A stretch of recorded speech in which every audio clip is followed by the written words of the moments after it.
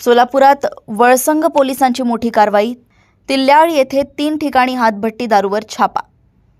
29 October 2025 रोजी सोलापूर ग्रामीण पोलिसांच्या पथकाने वळसंग पोलीस ठाणे हद्दीत मौजे तिल्याळ येथे 3 ठिकाणी हातभट्टी दारू तयार करणाऱ्या भट्ट्यांवर छापा टाकून कारवाई केली।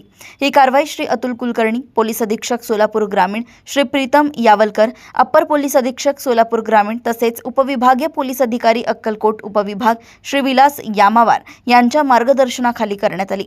या मोहिमेत सहाय्यक पोलीस निरीक्षक श्री राहुल डोंगरे, पोलीस उपनिरीक्षक श्री रविराज कांबळे तसेच पोलीस हवालदार श्री शैलेश माळी, सुनील कुमार, अशोक पाटील, दर्याप्पा भांडमुरी आणि संतोष कुंभार यांनी सहभाग घेतला।